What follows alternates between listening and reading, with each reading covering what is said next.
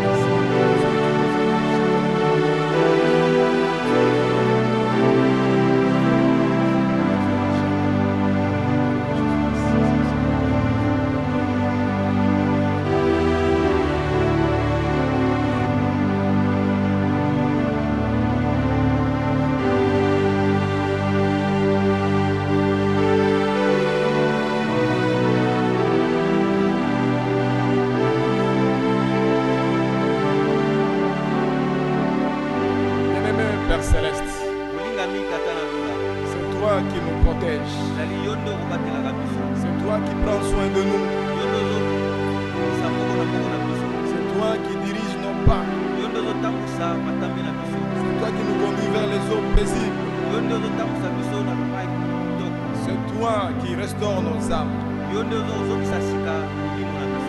Nous avons tout pleinement en toi. Que tu sois loué, que tu sois glorifié ce matin. Nous voulons t'exprimer notre reconnaissance pour la vie, pour le mouvement, pour l'être, pour la respiration. C'est toi notre Dieu. C'est toi le créateur des cieux et de la terre. C'est toi qui soutiens toutes choses par ta parole toute puissante. Sois loué ce matin. Sois glorifié.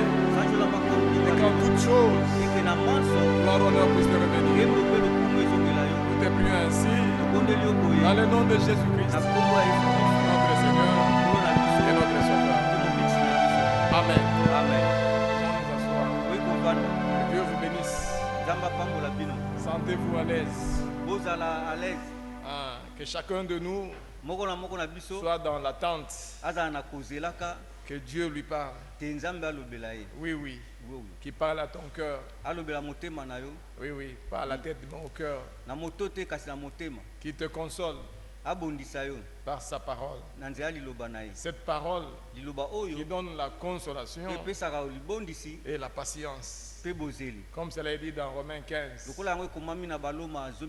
Par la consolation et la patience que donnent les Écritures. Que Dieu soit loué. Que Dieu soit remercié. Les psaumes 124, verset 7. Notre âme s'est échappée comme l'oiseau du filet des oiseleurs. Le filet s'est rompu. C'est pas toi qui as rompu le filet. c'est pas moi, mais la réponse, c'est dans les psaumes 91. Dans les psaumes 91, écoutez, le verset 1er. C'est lui qui demeure sous l'abri du Très-Haut.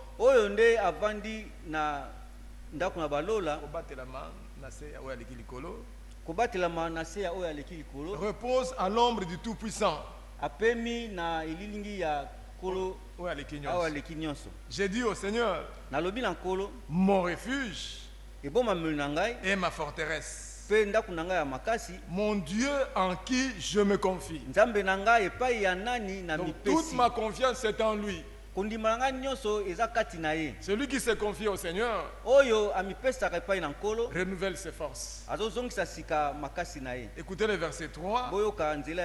Nous avons lu là-bas, le filet s'est rompu. Mais ici il est dit, car c'est lui le Seigneur, qui te délivre du filet de l'oiseleur. Donc quand le filet s'est rompu, ce n'est pas toi, mais c'est le Seigneur qui t'a délivré. Toi, tu étais pris enlacé, tu n'avais aucune force, mais ton secours, c'est dans le nom du Seigneur. Voilà pourquoi nous disons, le nom du Seigneur est une tour forte. Le juste s'y réfugie et se trouve en sécurité. La pleine sécurité, c'est en Jésus-Christ. Alors Paul prend ça, il dit en Romain, il n'y a donc maintenant aucune condamnation pour ceux qui sont en Jésus-Christ. Mais que Dieu soit loué, que Dieu soit remercié. Alors il peut s'écrier, mais qui condamnera les élus? Mais qui les accusera? Bien plus, c'est Dieu qui justifie. Que son nom soit loué. Nous sommes dans la joie ce matin d'être encore en ces lieux. Le Seigneur nous aime. Quand nous nous disons, il nous a envoyé sa parole, mais il ne peut pas envoyer sa parole et que le ciel s'ouvre et que nous entendons la parole. Il envoie toujours des serviteurs. Que Dieu soit loué. Dieu nous connaît. Dieu nous aime. Dieu sait quelle nourriture nous donner au temps qui convient. Il voit nos besoins. Il nous connaît mieux que nous-mêmes. Que son nom soit loué. Est-ce que le frère André peut venir? Viens dire un mot, frère. Frère André de Bossano. Viens saluer l'église. En quelques minutes, là, tu salues l'église. Le frère vient de loin, il vient de Bossano. Pour ceux qui n'étaient pas là vendredi, Bossano c'est très loin vers le Maïndombe. Oui.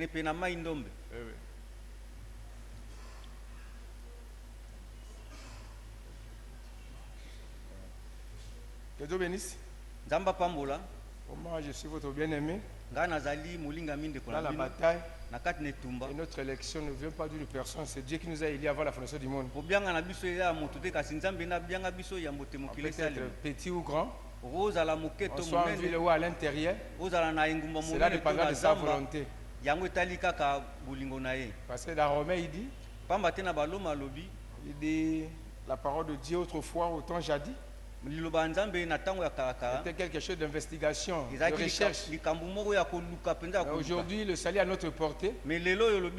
Parce que nous vivons le jour de la grâce. Amen. Et sans tarder, je vais vous saluer. Je vais prendre une écriture d'Éphésiens. Je suis votre bien, je suis avec vous ici jusqu'au février, peut-être au mois de mars, début, je vais rentrer chez moi.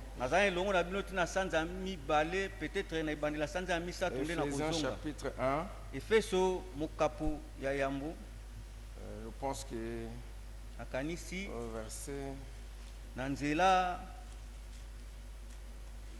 verset 3. Béni soit Dieu, le Père de notre Seigneur Jésus-Christ, qui nous a bénis de toutes sortes de bénédictions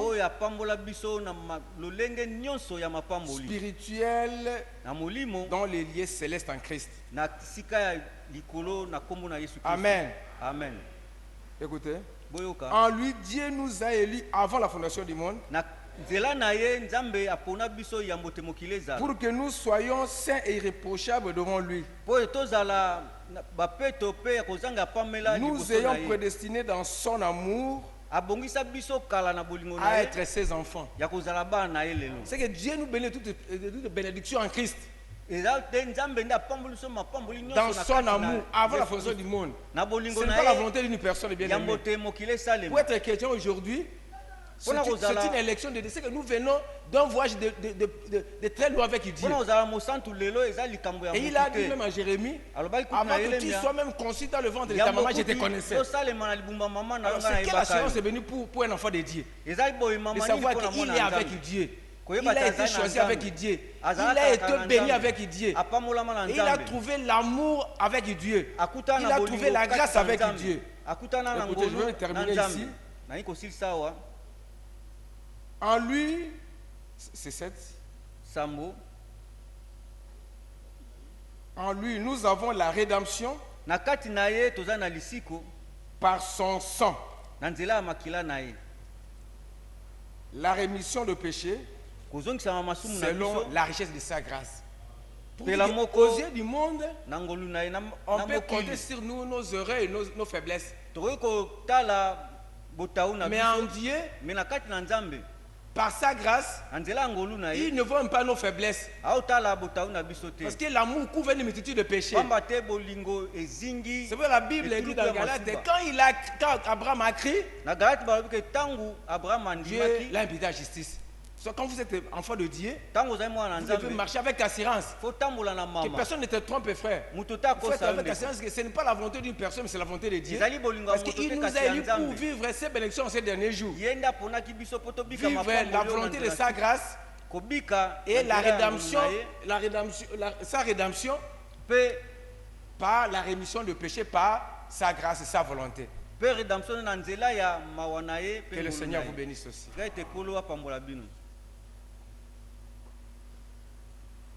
Que le Seigneur bénisse notre frère André.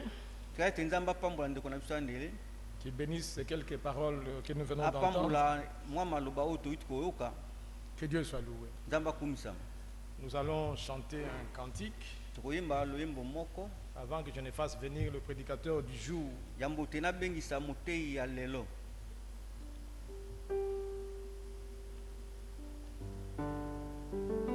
Chantons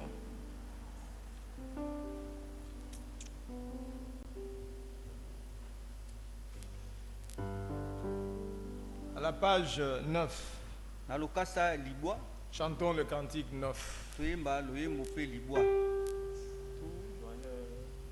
Exaltons le Seigneur.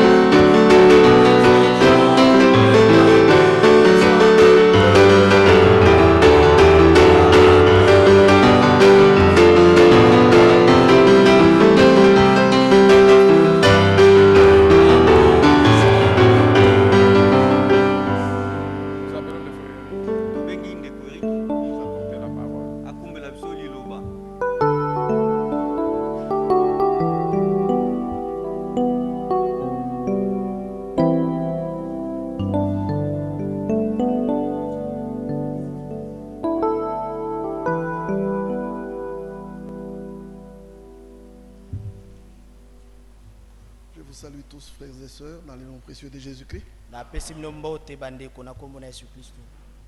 J'ai la joie de vous revoir ce matin, d'être parmi vous. Il y a toujours quelque chose qui fait que je dois revenir. Même quand je ne le veux pas, il commence à arriver souvent que je dois venir.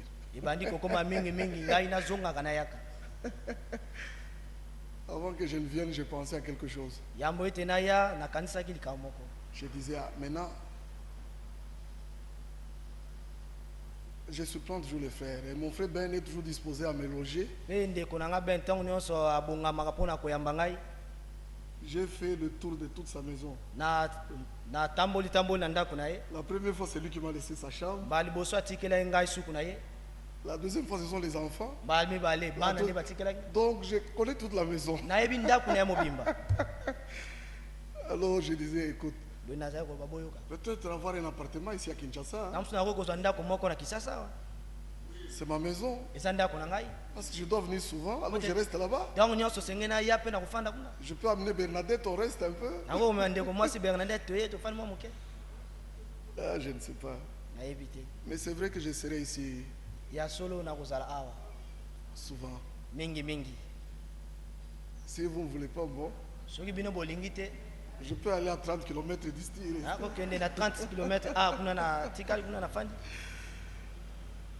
Je vous aime, mes frères. Je vous aime.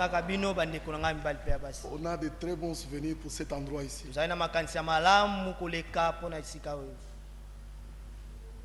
Beaucoup de choses ont changé. Mais le Seigneur ne change pas. Et le peuple de Dieu ne change pas.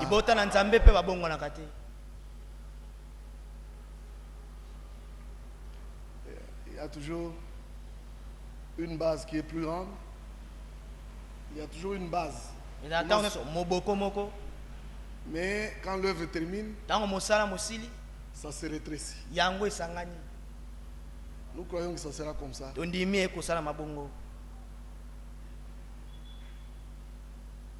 2019, le souhait que je vous fais, vous tous frères, chacun individuellement, reçoivent la grâce de faire une véritable, authentique expérience avec Dieu. Que tu ne dépendes de personne. Que tu ne dépendes pas de l'église. Mais que ta relation avec le Seigneur soit effective. Je vous dis la vérité. Vous voyez, on a lu dans le psaume 24 que le filet s'est rompu. Nous sommes échappés. Vous devez savoir que aussi dans le milieu du message, il y a ce même filet. C'est pas parce que les gens disent nous croyons dans le message du temps de la fin. Non. Non, non, non. Le verset de l'année. Le verset de l'année. Vous avez peut-être suivi aussi ici le message que Frère Franck a lu pour Noël et bonne année. Quel est le verset principal? C'est 2 Timothée 4. Je t'en conjure devant Dieu, au nom du royaume et de sa puissance. Prêche la parole en toute occasion favorable pour nous. Voyez, verset 1 et verset 2. Prêche la parole en toute favorable. Si vous manquez le verset 1 et 2, vous tomberez dans le verset 3 et 4. Dans le verset 3, car il viendra un temps où les hommes auront la démangeaison d'entendre. Ils se tourneront vers des fables. C'est ce maintenant. Vous savez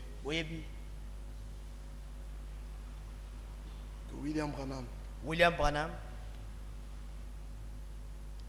il avait vu la vision. Il priait dans cet endroit qui était une mare. Avant que le tabernacle soit construit, c'était un endroit boueux. Et il priait. pour l'église que Dieu devait lui donner, parce qu'il fallait qu'il construise à cet endroit. Et il est entré dans une vision qui a duré 1 heure. Et dans la vision, le Seigneur lui dit, quand tu quitteras la vision, lis 2 Timothée chapitre 4. Et frère Branham, après la vision, il a lu 2 Timothée chapitre 4. Vous savez ce qu'il avait fait? Il a lu ça. Je t'en conjure devant Dieu et devant le Seigneur Jésus-Christ, qui doit juger les vivants et les morts, au nom de son apparition et de son retour. Prêche la parole. Insiste en toute occasion, favorable ou non. Reprend, censure, exhorte avec toute douceur et en instruisant. Car il viendra un temps où les hommes ne supporteront pas la saine doctrine, mais ayant la démangeaison d'entendre les choses agréables, ils se donneront une foule de docteurs selon leur propre désir, détourneront l'oreille de la vérité et se tourneront vers les fables. Mais toi, sois sobre. En toutes choses, supporte les souffrances. Fais l'œuvre d'un évangéliste et remplis bien ton ministère. Branham a arraché cette page. Il a arraché la page. Il a plié. Ils ont mis ça dans la brique. La pierre de l'angle de la construction du Branham Tabernacle. La première pierre. Cette page de la Bible est là jusqu'au jour. Plus tard, en 63, quand les sceaux étaient ouverts et qu'ils devaient prêcher Dieu caché, révélé dans la simplicité, et puis faire la dédicace du temple, il a repris ce verset. Il a montré l'importance de ce verset à l'église. Il dit, le temps viendra.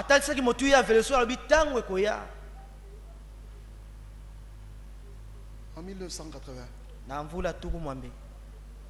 quand les enseignements, les faux enseignements, les interprétations des tonnerres, Jésus est déjà revenu, des choses comme ça, commencent à prendre ampleur partout dans le monde.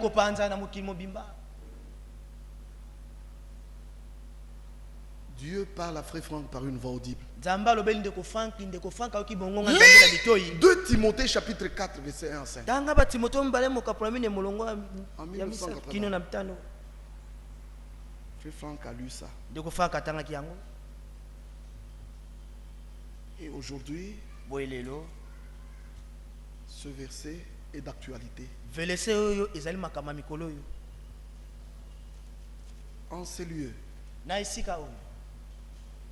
que la grâce de Dieu soit avec vous, pour que rien d'autre que la parole soit prêchée. Je vous supplie, ne vous épargnez pas. Quand ce n'est pas la parole, dites à la personne qui a parlé, frère, pas ça, pas ça, pas ça. S'il vous plaît, frère, ne fais pas ça. Aussi sincère qu'il puisse être, n'acceptez pas cela. Celui qui ferme la porte à la vérité, il s'ouvre automatiquement au mensonge. Regardez que dans 2 Timothée 4, il est dit, ils se donneront une foule de docteurs. Mais cela ne doit pas se passer avec nous. Ça ne doit pas être le cas parmi nous. Parmi nous, ça doit être Éphésiens chapitre 4. Alléluia. Éphésiens chapitre 4. Il y a un seul Seigneur. Il y a un seul Dieu. Il y a un seul esprit. Il y a une seule foi. Il y a une seule église. Mais il y a une différence avec nous tous. À chacun de nous, une mesure a été donnée. Nous n'avons pas la même chose. Alléluia. Laissons celui qui peut bien nous parler. Donne-lui la chance de nous parler. Alléluia. Vous devez être sincère et dire à ce frère, Dieu a donné la bonne manière d'entendre. Tu nous parles pour que nous soyons édifiés. Maintenant quand on te dit à toi frère, ce que tu as dit là on ne comprend rien frère, tu es en train de déranger. Humilie-toi. Humilie-toi. Les frères ne peuvent pas être contre un frère comme ça seulement pour rien. Tu ne peux pas dire on ne m'aime pas. Frère, le temps est très avancé. Vous connaissez, j'en ai déjà parlé ici, je marche avec cette règle. Même dans mon assemblée. Quand quelqu'un veut prêcher, nous ne lui refusons pas. Nous lui disons, tu connais notre manière de faire. Nous voulons que Dieu t'emploie, que Dieu parle par ta bouche. Toi, ne parle pas de Dieu. Ne nous parle pas de Dieu comme si Dieu ne peut pas parler. Va, que Dieu soit avec toi. Mais quand tu auras fini de prêcher, sois prêt à écouter n'importe qui voudra t'approcher et te parler de ce que tu as prêché. Ne te fâche pas. Même une soeur t'aborde. Ce sont les règles. Ce sont les règles. Un frère était venu de loin. Il dit lui il est avec Frère Franck tous les jours. Mais quand il a prêché, il a dit que nous sommes Israël spirituel. Ce ne sont pas les frères qui sont allés le voir. C'était les sœurs qui préparaient pour lui, qui le servaient à la table. Pommes de terre. Il appréciait les pommes de terre, on lui donnait. Il dit, les pommes de terre sont bien. Les sœurs disent oui, c'est bien. Mais toi, qu'est-ce que tu nous as dit aujourd'hui? Nous te donnons des bonnes pommes de terre. Et toi, tu dis que nous sommes Israël spirituels. Comment? L'homme s'est arrêté devant l'assiette de pommes de terre. Et les sœurs lui ont demandé avec beaucoup d'amour. Les sœurs lui ont dit, aucun homme de Dieu n'a prêché ça. Les prophètes de la Bible n'ont pas dit que nous deviendrons Israël spirituel. Encore moins les apôtres de Jésus-Christ. Il y a Israël spirituel qui apparaîtra. Nous sommes les gens des nations. Frère, l'homme n'a pas eu rien faire avec les sœurs, pas avec les frères. Ce ne sont pas des bêtises. Nous avons été appelés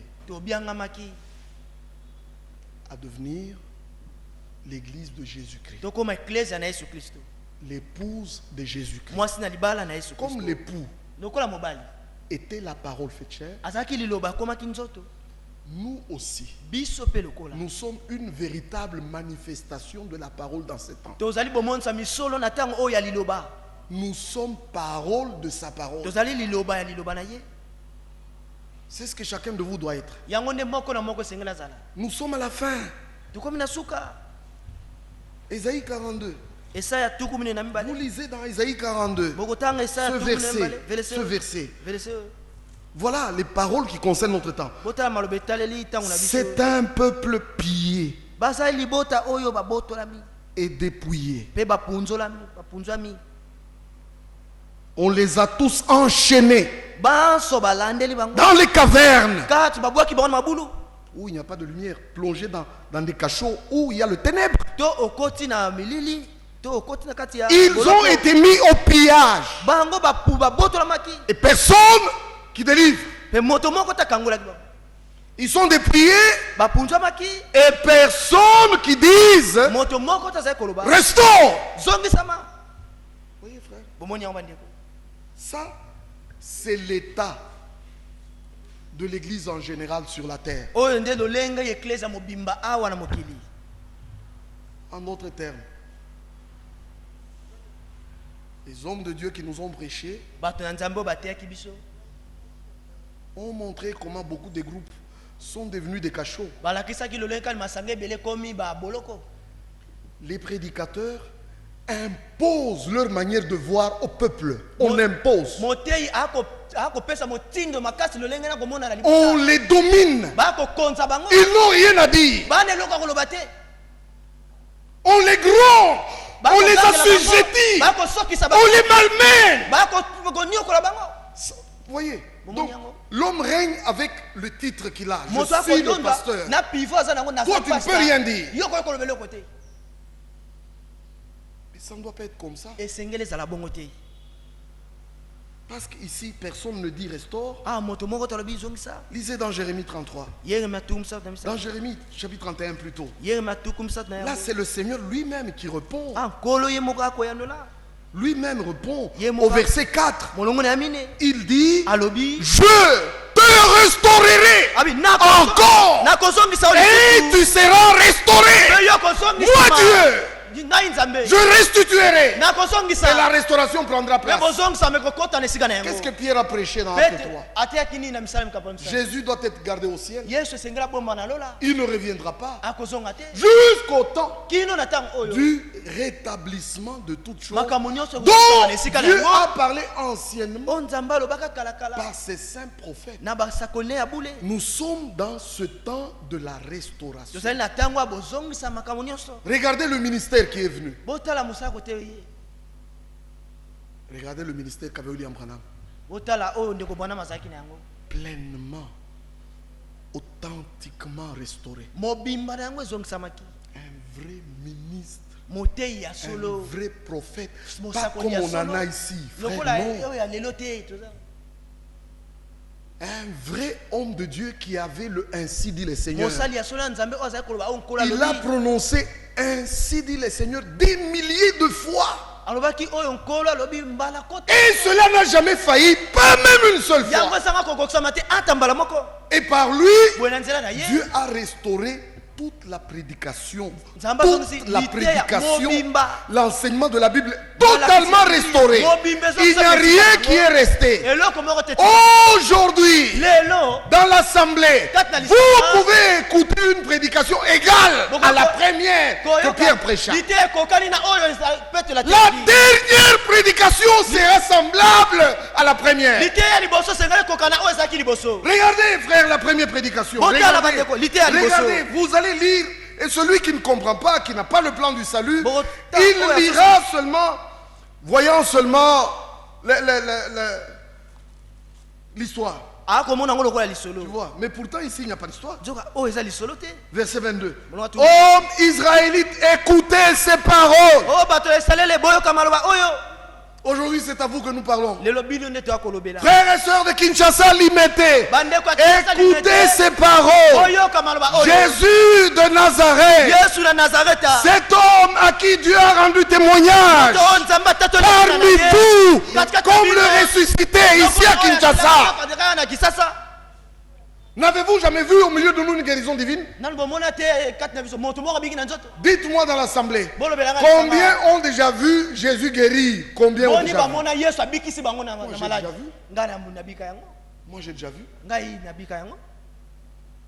Frère, pas des choses qui se font dans les églises où on trompe les gens, mais des guérisons authentiques avec preuve de l'hôpital, guérison. Je vous avais parlé de cette sœur qui était morte à Walemba. Elle était morte. Parce que tous les intestins, tout dans le ventre, il y avait du chamboulement. C'était fini. Ceux qui connaissent Kolwezi, je ne sais pas. Mais, écoute, à Kanzenze, c'est là qu'on l'avait amenée. C'est à 30 km de Kolwezi, dans un hôpital des catholiques. Elle est morte là-bas. On nous a envoyé la nouvelle. Moi, j'avais une petite VW, j'ai pris ma famille là-dedans. Frère Kalonji avait une Peugeot 554, il a pris sa famille dedans. Nous avons pris les histoires, tout ce qui est nécessaire pour aller enterrer la soeur. Quand on est en train d'entrer dans le village, parce qu'elle était de Walemba, mais c'est à l'hôpital, à Kanzenze qu'elle était morte.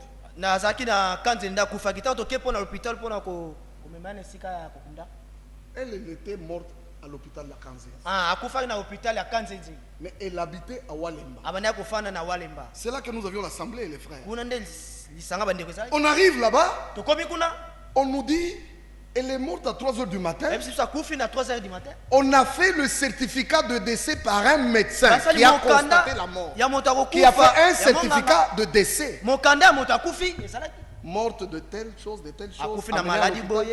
Signé et remis, ils ont le certificat de décès. À 7h du matin. À 7h du matin. La soeur bouge. Nous arrivons pour l'enterrer. On dit non. Elle a commencé à respirer. Elle est encore vivante. Quoi? Nous courons. On trouve la sœur vivante. Nous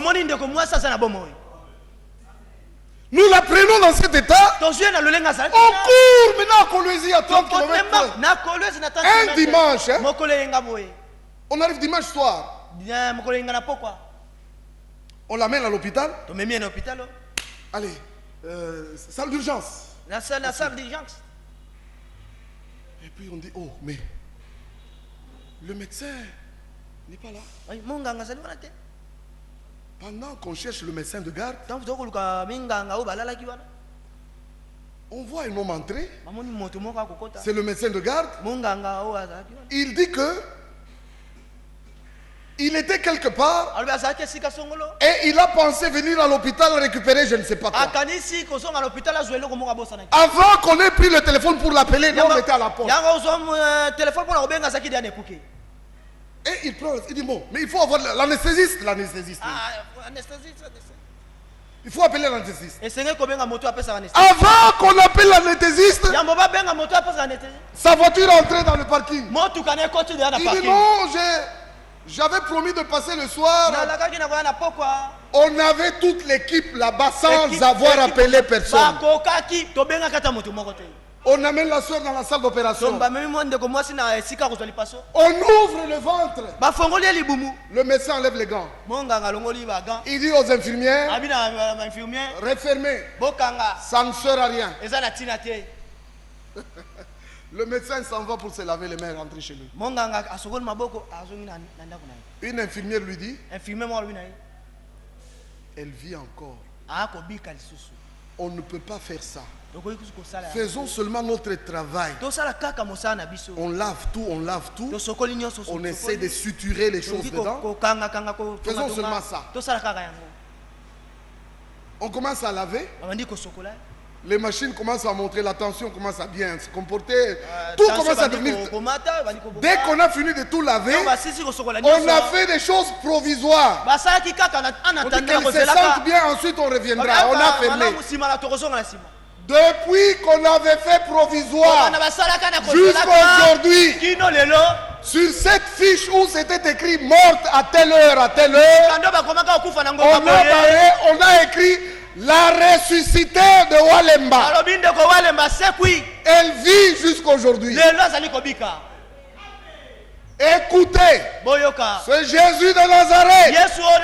C'est lui qui a fait beaucoup de bien au milieu de vous. Cet homme a été livré selon le dessein éternel de Dieu. Mes frères, c'est aussi notre prédication. J'aime ce verset. Ils l'ont crucifié. Ils l'ont fait mourir par la main des impies. Mais écoutez la bonne nouvelle. Dieu l'a ressuscité en le délivrant de lien de la mort. Parce qu'il n'était pas possible qu'il fût retenu par elle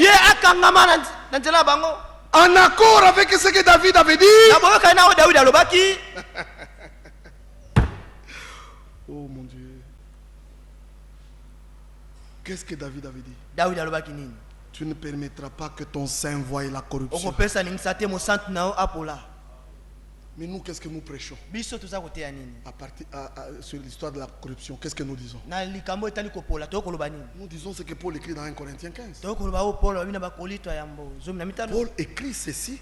Maintenant, il ne s'agit pas de Jésus-Christ, il s'agit de l'église épouse. Il s'agit de nous. C'est ça notre prédication. Qu'est-ce qu'il écrit ici? Verset 52, 1 Corinthiens 15. La trompette sonnera.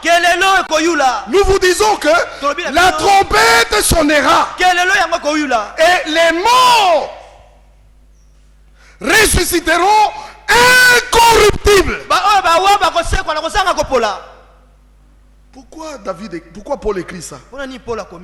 C'est parce que il était déjà annoncé dans Osée que la mort sera engloutie dans la victoire. Oh mort, où est ta victoire? Oh mort, où est ton aiguillon? Frère, lisez ça dans Osée. Ça nous concerne. Je le lis à ce que David avait dit de Jésus-Christ. Ton corps ne verra pas corruption. Nous aussi, il est dit de nous. Ne voulez-vous pas croire? Dites-moi, frères et sœurs, le même qui a dit je ne permettrai pas que ton corps voie la corruption, le même là dit de nous. Osée chapitre 13. Écoutez ce qui est écrit. Verset 14. Je les racheterai de la puissance du séjour des morts. Je les racheterai au pluriel. Je les racheterai de la puissance de la mort, du séjour des morts. Je les délivrerai de la mort. Vous tous qui croyez dans ce message, ce verset est ainsi dit le Seigneur pour vous. Alléluia. Amen. C'est ce que nous prêchons aujourd'hui. Je les racheterai de la puissance du séjour des morts. Je les délivrerai de la mort. Oh mort, où est ta peste? Séjour des morts, où est ta destruction? Ça, ce n'est pas dit de Jésus, c'est dit de nous. Dites-moi, vous lisez dans la Bible quelque chose qui concerne Jésus et qui est lié aussi à nous. La Bible ne peut pas seulement parler du Rédempteur sans parler des rachetés. La résurrection de Jésus est la garantie de la nôtre. Il fallait que Jésus meure. Parce que la mort, c'était ça le prix. Afin que nous ne puissions pas mourir, il fallait que lui meure. Quelle assurance bénie nous avons ce matin. Satan et vous tous les démons, vous ne pouvez plus rien faire contre le croyant. Le croyant est déjà sécurisé, garanti, une assurance garantie. Alléluia. Aujourd'hui,